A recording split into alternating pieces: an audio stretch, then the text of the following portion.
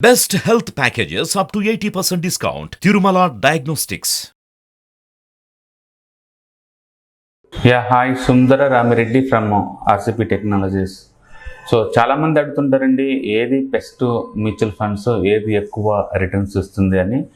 బేసిక్గా మనందరికీ తెలుసు, financial goals, needs, financial risk awareness, educational background and life cycle మనం ఎక్కడున్నాం, వీటన్నిటి వల్ల ఏది బెస్ట్ పిక్ చేసుకోవాలనేది పర్సన్ టు పర్సన్స్ మారుతూ ఉంటుందండి. బట్ ఎక్కువ మంది మాత్రం తీసుకునేది లాంగ్ టర్మ్ పాయింట్ ఆఫ్ కాబట్టి ఎక్కువ రేట్ ఆఫ్ రిటర్న్ చోటని చూసుకుంటారు. బట్ బేసికల్గా అయితే ఇండివిజువల్ రిస్క్ ప్రొఫైల్ అనలైజ్ చేసేసి మీరు బెస్ట్ మ్యూచువల్ ఫండ్స్ని పిక్ చేసుకోవాల్సి ఉంటుంది. నేను జస్ట్ ఫర్ కంపారిజన్ పర్పస్ కోసం ఇస్తున్నానండి. గత 10 years బ్యాక్ నువ్వు ఇదే రోజు కనుక మార్కెట్లోకి ₹1,00,000 కనుక ఇన్వెస్ట్ చేస్తే different type of large cap mutual funds, mid cap mutual funds and small cap mutual funds A type returns generate చేస్తే నేను అబ్జర్వ్ చేద్దామండి. అంటే 10 years బ్యాక్ ఇదే రోజు, అంటే November 21st అనమాట, పెడితే కనుక ₹1,00,000 కనుక పెడితే 10 years బ్యాక్ ఈ రోజుకి ఎంత రిటర్న్స్ వస్తాయని మనం చూద్దామండి. ఫస్ట్ మనం లార్జ్ క్యాప్ చూద్దామండి. లార్జ్ క్యాప్లో ది బెస్ట్ ఎక్కువ రిటర్న్స్ జనరేట్ చేసింది అంటే Nippon India large cap fund అండి. అది మీరు కనుక 1,00,000 ఇన్వెస్ట్మెంట్ చేస్తే మీ అమౌంట్ అండ్ 4.7 lakh అయిందండి. 4.7 lakh అయింది.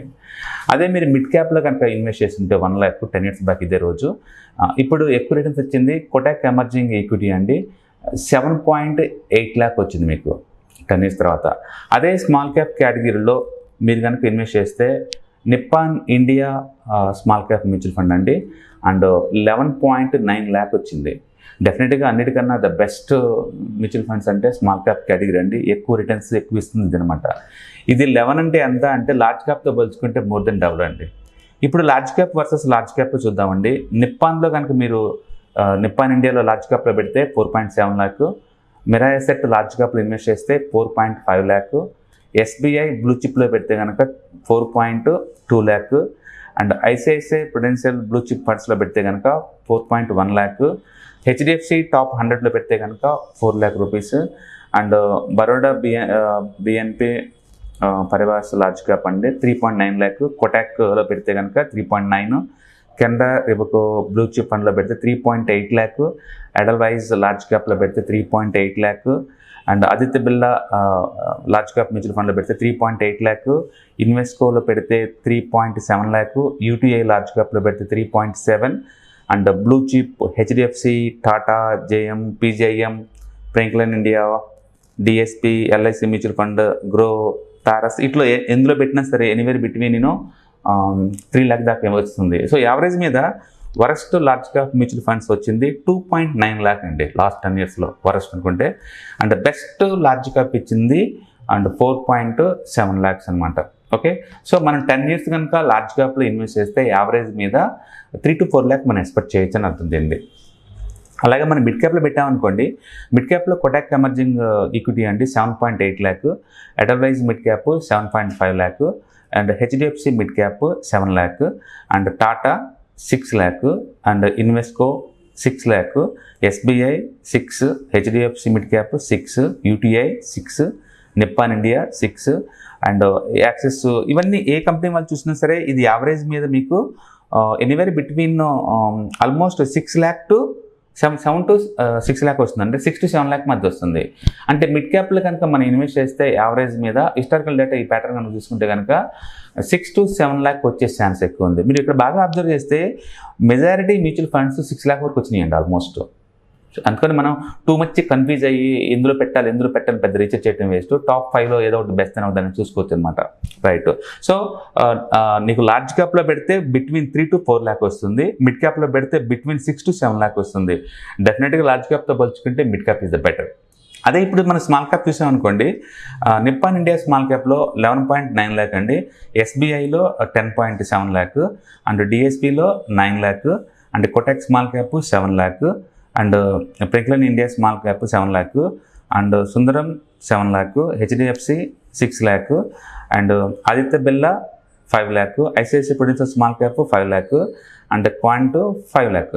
సో మనం కనుక చూసుకుంటే స్మాల్ క్యాప్ మ్యూచువల్ ఫండ్ తక్కువ అంటే అండ్ 5 lakh వస్తుంది, ఎక్కువ అంటే ఆల్మోస్ట్ 11 lakh వస్తుంది అనమాట. ఓకే, సో డెఫినెట్గా స్మాల్ క్యాప్లో పర్ఫార్మెన్స్ చూస్తే వరస్ట్ ఫండ్కి బెస్ట్ ఫండ్కి మనకి చాలా తేడా ఉందండి. కోర్స్ కొన్ని మ్యూచువల్ ఫండ్స్లో ఇవి స్మాల్ క్యాప్ కేటగిరీ లేదు 10 years బ్యాక్.